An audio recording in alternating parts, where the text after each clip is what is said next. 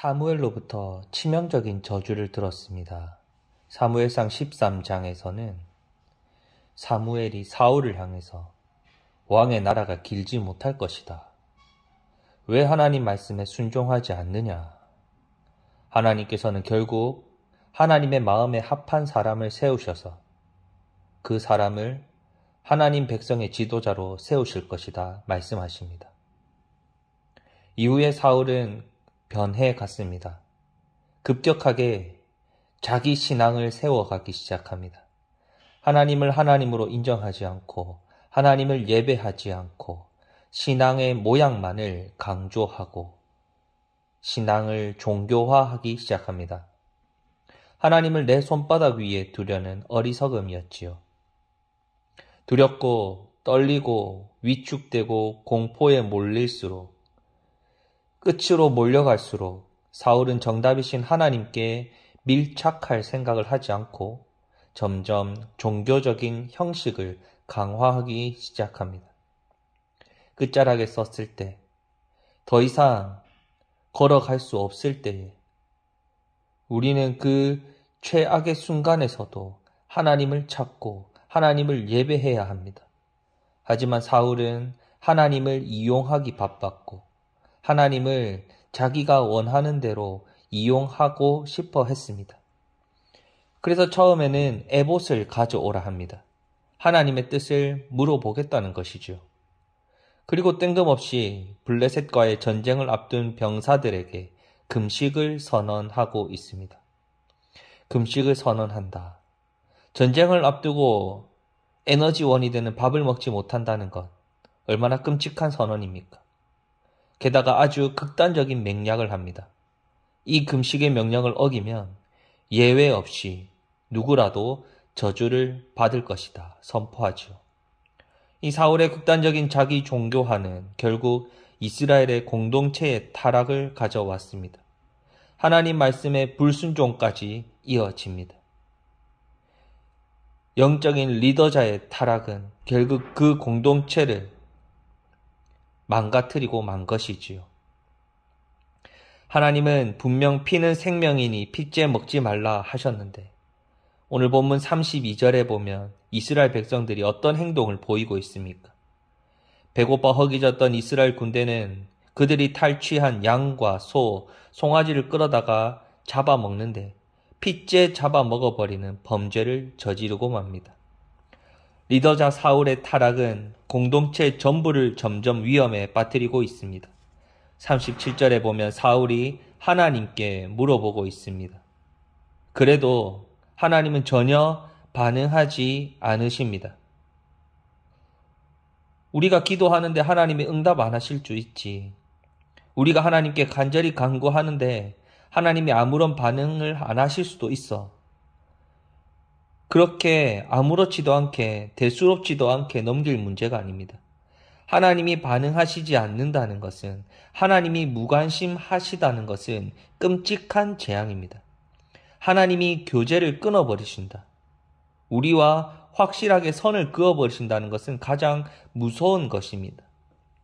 그래서 사울은 또다시 극단적인 반응을 하고 발언해버립니다. 38절에 보시죠. 오늘 이 죄가 누구에게 있는지 한번 보자. 그리고 39절에서 이렇게 말합니다. 누구라도 죽을 것이다. 그런데 이 맹세 후에 누가 뽑혔습니까? 사울이 백성 앞에서 맹세할 때 듣지 못하고 벌집에 꿀을 찍어 먹었었던 요나단이 제비로 뽑히고 말았습니다. 그리고 사울은 아들을 향해 말할 수밖에 없었습니다. 44절.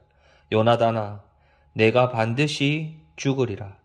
그렇지 않으면 하나님이 내게 벌을 내리시고 또 내리시기를 원하노라 하니. 종교화된 인간의 면모를 정확히 드러내고 있습니다. 하나님은 요나단의 실수를 통해서 오늘 누구의 실체를 드러내시고자 하신 것입니까? 오늘 본문의 이 요나단의 실수를 통해서 하나님은 우리에게 사울을 드러내고 계십니다. 사울의 공허한 권력과 신앙, 공허한 인생과 실체를 드러내서 깨닫고자 하십니다.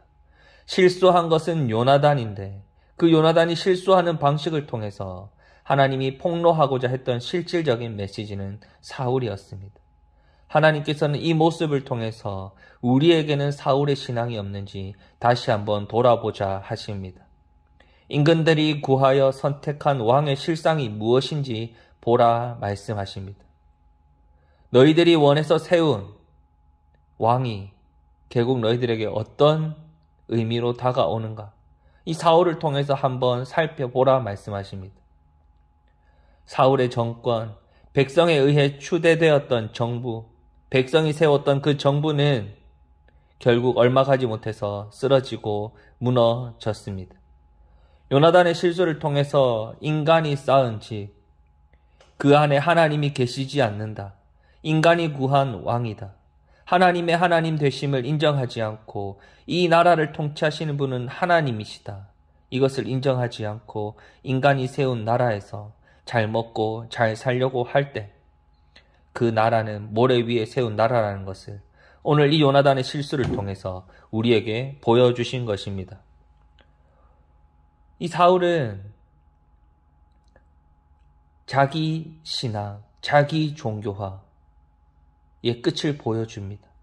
결국 그 타락의 끝은 하나님의 하나님 되심을 인정하지 않으면서 그 안에 하나님을 찾아볼 수 없을 때까지 이르게 된 것이죠. 그래서 사울의 인생은 52절에 보면 사울이 사는 날 동안에 블레셋 사람과 큰 싸움이 있었으므로 사울이 힘센 사람이나 용감한 사람을 보면 그들을 불러 모았더라. 평생 나라를 위해서 전쟁을 하면서 그는 일평생 힘센 자를 모으고 용감한 자들을 모아서 세력을 키우기 바빴습니다. 그래도 그렇게 세력을 키워나가는 게 사울에게 어떤 도움이 되었습니까? 인간적으로 보았을 때, 세상적으로 보았을 때 유능한 사람, 힘이 있는 사람, 지혜가 있다 하는 사람, 그 사람들을 자기 주변에 불러 모은단들 그 나라가 바로 설 수 있었겠습니까? 자신의 생명을 지킬 수나 있었겠습니까? 하나님께서는 이렇게 타락해가는 사울을 통해서 우리에게 무엇을 오늘 말씀하시고자 한 것입니까? 요나단의 실수를 통해서 왜 우리에게 사울을 보여주신 것입니까? 내 힘으로, 내 능력으로 이 세상을 살 수 없다는 것입니다. 교만한 마음으로 하나님을 이용하려 하면 결국 그 끝은 타락이고 죽음이고 멸망밖에 없다는 것을 말씀해 주신 것입니다. 요나단이 어떤 고백을 했습니까?